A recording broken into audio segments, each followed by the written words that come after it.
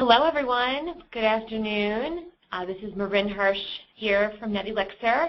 I am the sales manager, and Uday Bose and myself will be hosting this webinar this afternoon for you. We're going to be discussing 3 search engine marketing mistakes to avoid in 2013. So we'll be going back and forth discussing the different mistakes and our solutions on how you can correct those mistakes.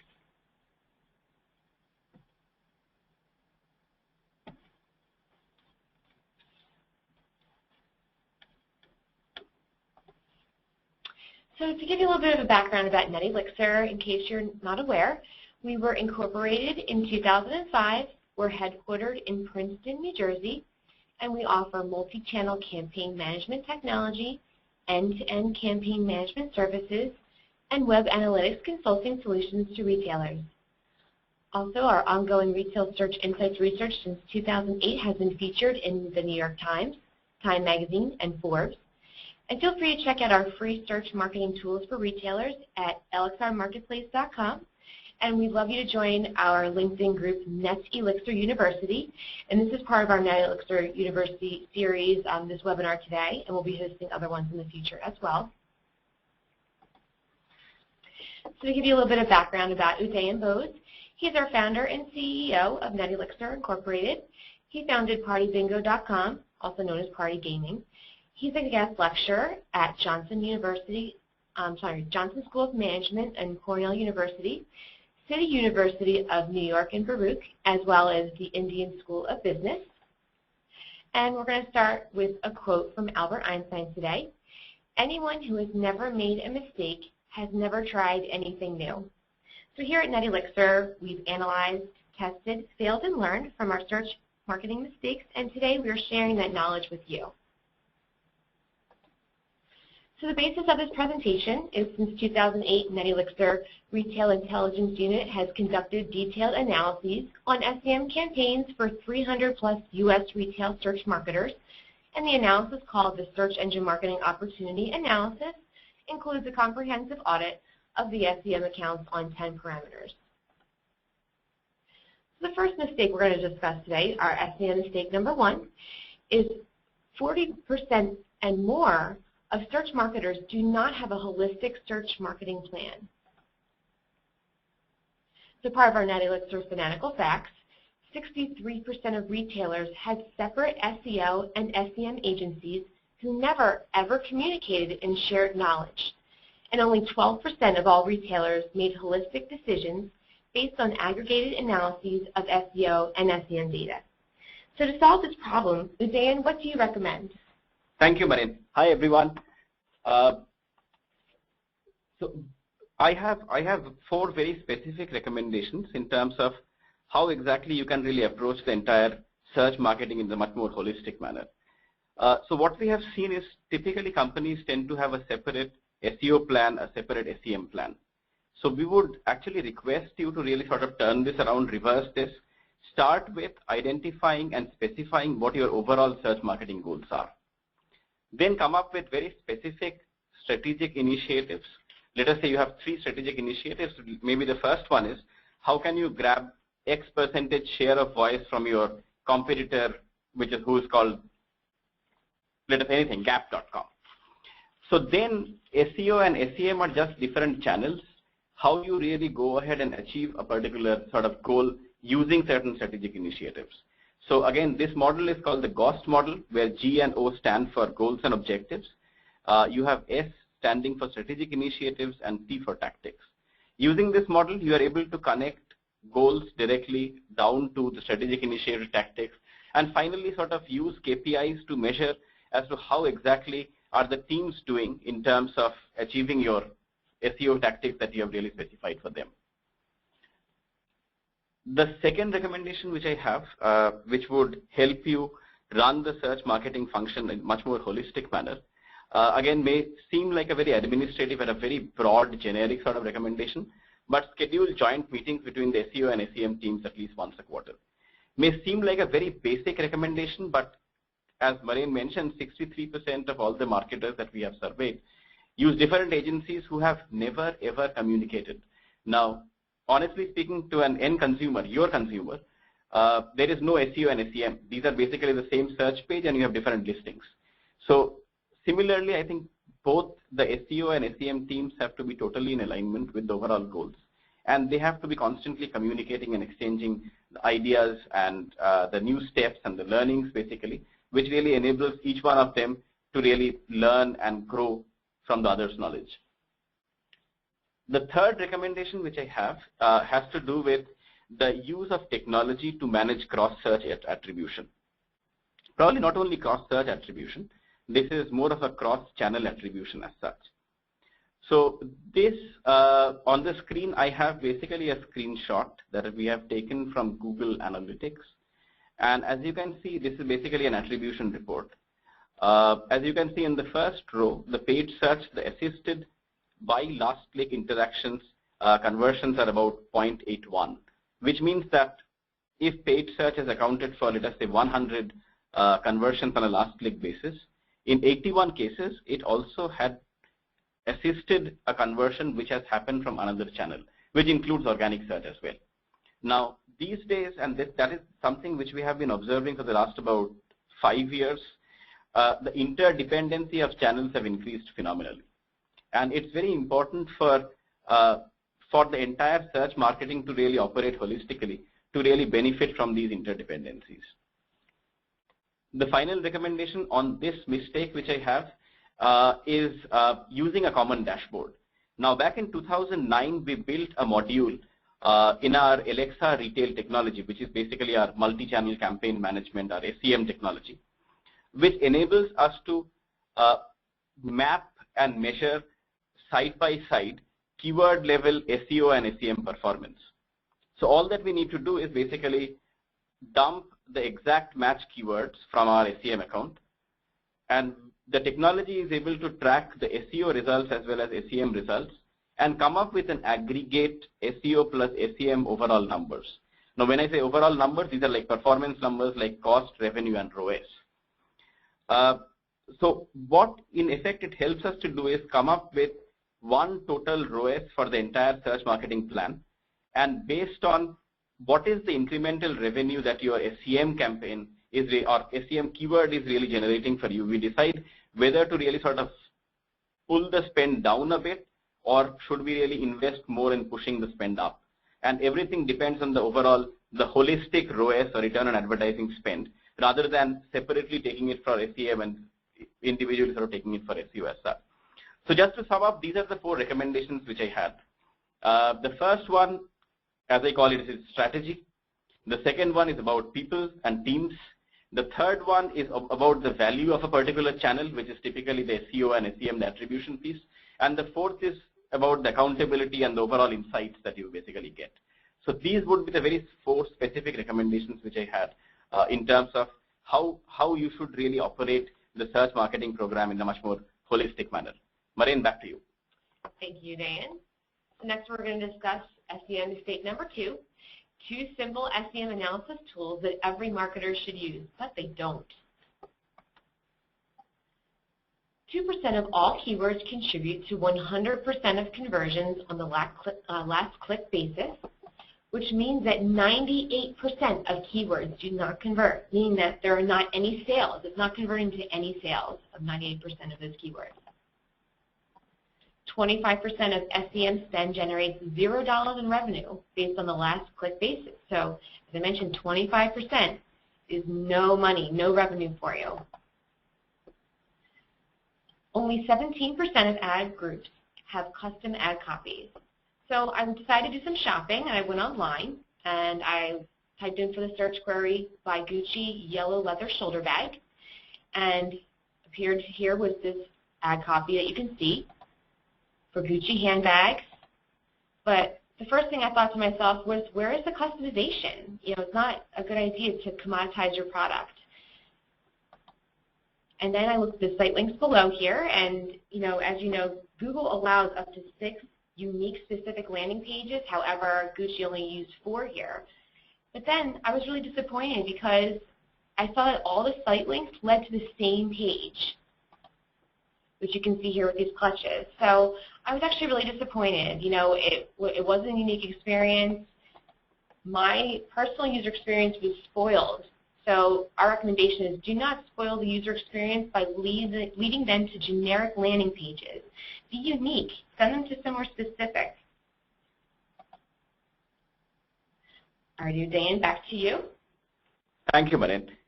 So what I would be discussing over the next maybe about 5 to 7 minutes is I will actually sort of explain to you two very simple SEM data analysis tools, which is bound to improve your SEM efficiency. It's almost like a guaranteed improvement, because what the tool does is it sort of adds some amount of sanity to all the data which is there and really enables you to make very specific actionable sort of steps.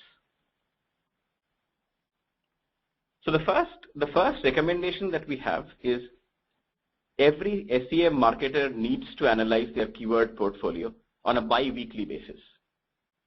And to enable us to do that, because we sort of built this tool for ourselves and then we really opened it out for everyone, we built this website called elixirmarketplace.com.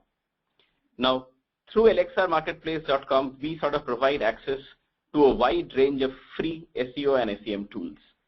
So what I would be discussing or demoing to you is basically the keyword analyzer tool, which enables me in 30 seconds to measure and test the overall performance numbers and the segments that are basically there in my keyword portfolio. So just give me a second while I sort of load this up. So I am basically on the keyword analyzer tool now, and let me sort of show you as to how this sort of works. So I type in elixirmarketplace.com. You have the PPC performance tool keyword analyzer. I sort of click on that. I get into the screen, and we have already downloaded a direct keyword performance report from Google AdWords. I will just sort of upload that particular report for you. It takes me a few seconds, probably less than 5 seconds, to really upload this report. I have to select a key metric. Let us say I select conversions, or let us say orders as a metric, based on which the tool will really classify or segment your keyword list. I click on get result, and within less than 5 seconds, you're able to get the entire keyword portfolio, which is about 4,546 keywords, and where you have spent about close to $20,000, $19,298, segmented into all these different segments. The first segment is the top converting keywords. The second, so these 57 keywords accounted for about 800 conversions, and you spent about $5,923 on that. But the interesting part is also specifies keywords where you had clicks but no conversions. Now this is, I think, what Marin was talking about when she mentioned that 25% of 300 plus advertiser campaigns that we have analyzed, 25% or more of their SEM spend generated $0 in revenue. Now, as you can see in this case, 9,400 by 19,298, almost like 50% of the overall SEM spend did not generate a single dollar in revenue. Now, this tool not only sort of provides this, but it also sort of mentions recommendations. So this is something which we utilize ourselves as a leading SEM agency to manage more than about 50 accounts. And I would very strongly recommend you using this, because it will just take not more than a minute for you to do this. And that, I mean, it's basically all about your money. I mean, if you can save a few dollars using this tool, why not? So that's the first tool which I wanted to share with you. I have taken the screenshot which, as we just saw, just sort of focusing first on the keywords where you did not really get any conversions but had some clicks where effectively sort of spent money. And the second is, please do take a look at the recommendations, because these are practical tips which we have tested over the last about 8.5 years of running this company. The second point, or the second tool which I would want to present to all of you, is called the Ad Copy Performance Grid. And we would recommend using this grid at least once a month. Now, what is an Ad Copy Performance Grid? Basically, all that you have to do is go to your Bing Report Center or Google Report Center and download the Ad Copy Performance Report for a specific time frame. Let us say you want to check for the last 3 months, or let us say the last 2 months, etc. Then in that list, once you have really downloaded this list, you want to come up with a data set which is not really too sort of disparate. So that is the reason we recommend removing the ads with less than a certain number of impressions, because they're just sort of too small for you to really do any analysis on that. And once you have done that, then use a very simple grid, which on one axis you have conversion rate, and on the other axis you have the click-through rate. Basically, on both of these parameters, you just sort of come up with an average conversion rate of your ads, average click-through rate of your ads, and then basically just go ahead and group these ads into different segments. Like in this case, as you can see, ad number 1, 2, 3, 4, and 6 are fairly high-performing ads.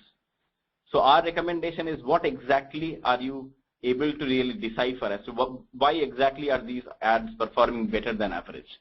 And on the other hand, you have some low-performing ads like the number 8 and number 7. So maybe it's the time that you really sort of relooked at these ads and came up with maybe a different set of ads to really replace these. So these are the two tools. Again, the first is the keyword performance analyzer and ad copy performance grade. We have been able to get some remarkable success working on our client accounts using these two tools. So with this, let me sort of hand it back to Marin. Okay, thank you, Dan. So now we're going to discuss SEM mistake number 3. 80% and more of search marketers do not have a mobile search marketing plan. So we'd like to give credit to eMarketer for this graph here. As you can see, it shows retail mobile commerce sales. And in 2013, the projection is that 15% of sales will be from mobile. And with our research from our technology here, we show that mobile devices accounted for 17% of all search queries during the 2012 holidays. So tap into the changing media consumption habits of digital omnivores. Create a mobile search advertising strategy today. And Udayan is going to tell you how. All right, Udayan. Thank you, Marin. So what we have done is, in Net Elixir, we basically sort of beginning of last year set up, 2012 beginning, we set up a cell very specifically to research all the mobile search advertising, the overall mobile search advertising trends. And this is one of the areas which we are placing a big bet on. Whether it is sort of hiring sort of PhDs to do some research in terms of coming up with our own mobile analytics platform, that's what our aspiration is, and hopefully we'll have it out by the second half of this year, to doing a lot of consumer research, mobile consumer research, because as Marin mentioned, these are the days of the digital omnivore. So what it basically means is, let us say a person, let us say Jane, she doesn't really use only PCs to go ahead and search. She probably sort of travels from, let us say, Princeton to New York every day, and while on the train, she sort of starts the search process using her mobile phone. She reaches office and continues the search process using her Mac. And then once she's sort of getting back home, again on the train, she probably sort of flips open her iPad and completes the search process. Now, it is all a part of the same search process, but the overall search is happening from different devices as such. So it starts with a smartphone, then got into a PC or a Mac, and then finally ended with probably an iPad or another tablet. So that's the reason we felt that it was very important for us to come up with a very specific 6-step mobile search advertising plan, which could be implemented by any search marketer, whether it is in the retail space or a non-retail space. But again, one disclaimer which I have even before really taking you through the plan is the expectation here is that all of you have a mobile website, because as we have seen that not having a mobile website can very seriously really impact the overall click-through rates as well as the conversion rates within your site. Now, what are these 6 steps overall plan? The first one, again, we have been constantly harping on and really focusing and promoting our GOST model. GOST model is, like, as I mentioned, G and O stand for goals, S stands for strategies or strategic initiatives, and T for tactics. Use this model to connect your mobile search goals to results. Because unless and until you really map the entire thing out well, you'll not be able to really sort of go ahead and do it in a systematic, scientific manner. Step 2, build custom keyword portfolio for mobile campaigns. Now, our research shows that the average search query length for mobile devices is roughly about 30% shorter than non-mobile search. Now, we have seen so many times that marketers really go into the market and they basically use the same campaigns without any change and just sort of direct it to mobile devices. This does not work well. You have to create very specific custom keyword portfolio, which is appropriate for mobile devices. The third is craft short, purposeful ad copies with a very clear call to action. Now, it must be very clearly understood that mobile search has a much higher level of immediacy as well as urgency. When people are sort of searching on their mobile phone, there is a much higher search intent, and there is probably, it's for a much shorter span of time. So unless and until the ad copies are very clear and have a very clear call to action, it would be very difficult for them or for you to really get any relevant quality clicks. Step 4 is almost like an extension of step 3, which has to do with ad copies. We have experienced in our research that the seller ratings, the mobile seller ratings have a potential of boosting your overall click-through rate substantially. Substantially as in like 22% per our overall research numbers.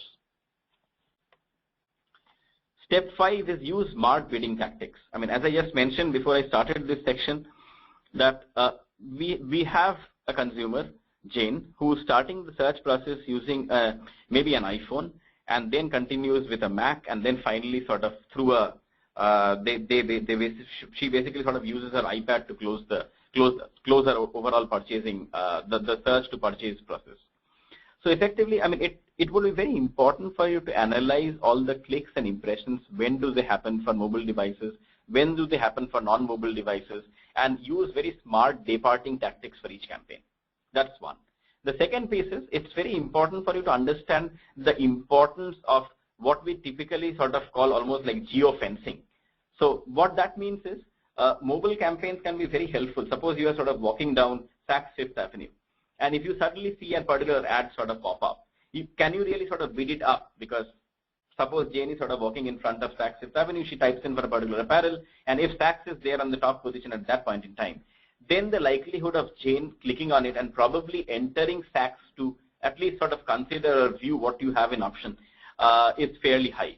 So again, smart bidding tactics, real-time bidding tactics is very, very important on the mobile side. My last suggestion is using the right KPIs to measure performance. Now, I think I have sort of read now about 4 different studies by 4 different entities or organizations, which mention that the quality of mobile searches is fairly low. And in fact, one of the studies mentions that almost about 30 to 40% of all the mobile searches are fake. Now, it must be understood that since it is the overall time period of action or decision making is fairly short, people are likely to sort of click in even without their essentially wanting to click in. So essentially, a good way for you to really go ahead and control the entire campaign and the efficacy of the campaign in terms of just the ROI, etc., is by defining a very clear profit per mobile click. It's similar to value per click. It's like revenue minus cost you are spending on mobile campaigns divided by the number of mobile clicks as such. So these are the 6 steps which we have again tested.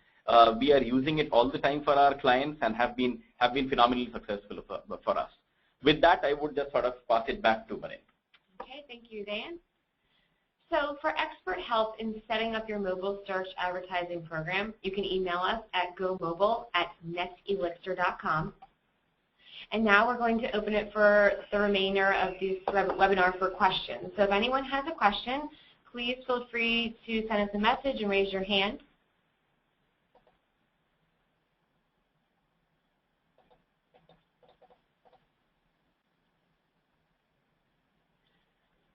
Okay, so we did receive a question. Our first question is, and I'm going to ask Udayan. Udayan, what would you consider to be a good click-through rate and conversion rate? That's a fairly broad question, Marin. I would think that typically if you are talking about the non-mobile search, a good click-through rate would be roughly about, let us say 3%, and a good conversion rate would be anywhere between 2% to 3%. But having said that, I mean, I must very categorically mention that this applies more for non-trademark keywords or non-brand keywords as such, rather than brand keywords per se. Okay. Okay, and just to mention, we will be sending this out. I got a couple questions about asking if the presentation will be available after the webinar, and I believe we are going to be sending out to all attendees, so you can have a copy to share with your colleagues as well if you'd like. Okay, another question I got. Dan, would you recommend doing the keyword analysis for brand and non-brand keywords separately, since the brand terms may skew the numbers? That's actually a great question. So, I mean, it actually may make sense in separating your brand and non-brand keywords and doing the analysis separately. Primarily because sometimes, I mean, we have seen that in certain cases, specifically when the brand is fairly strong, a substantial number of conversions really come from brand keywords, and normally sort of aggregating both these brand and non-brand terms together really somehow skews the entire overall data set. So it may be recommended to really sort of do it separately as such for brand and non-brand. Yeah. Okay, thank you. Okay, I have another question. What impact do Google PLAs create, and what are the best practices? I think Google PLAs, since they were launched in the month of September, have been a fairly wide departure, and marketers are still struggling to understand and as to how exactly to really manage this.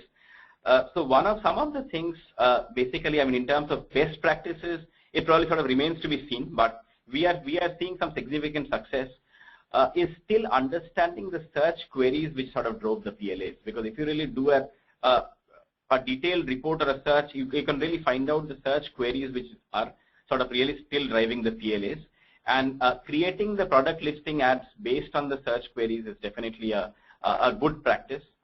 The second part is if you can have, for at least your top products or key products, very sharply segmented small groups in PLAs. That definitely is something which we have really got sort of considerable success with. But having said that, PLA is still an emerging world. It's a fairly sort of a new space with about last 4 months. A lot of things are changing. But understanding the search queries and really grouping the products into small finite sets and really managing and mapping them properly are two definitely sort of things which have helped us a lot. Okay. We're almost out of time, but real quick, you mentioned a 22% impact on click-through rate for seller ratings. Do you have any idea what the impact could be on the conversion rate? See, that's actually a great point, and there has been also a lot of debate in terms of you get a lot of a great click-through rate basically on the ads, the mobile ads, but the conversion rates normally are not really as high. So effectively, when we did the research, we sort of came up with a set of hypotheses. And some of these things were, for example, one was just the quality of ads. I mean, the quality of clicks. A lot of people were just sort of just clicking on without essentially having any specific intent as such, just because it was just in a rush and there was an immediate, they just sort of clicked it on. So from that perspective, the conversion rates actually have been a little lower than the non-mobile ads as such. So again, just to sort of share some statistics with you, I mean, in our research which we conducted between October to December 2012 on about 19 different mobile campaigns, as well as the same comparable sort of non-mobile campaigns as such, the mobile campaigns typically had a click-through rate of about 5.14%, while the non-mobile click-through rate was about 3.48%. While when you sort of take the conversion rate, basically that actually for non-mobile campaigns was significantly higher than mobile campaigns. So mobile campaigns had a conversion rate which was less than about 1.2%, while the non-mobile campaigns had a conversion rate which was northwards of about 3%. So again, I mean, it's still a fairly sort of an early stage, but we have seen that even though the click-through rate may be very high, but the conversion rate may not essentially follow the same trend. Okay. Thank you.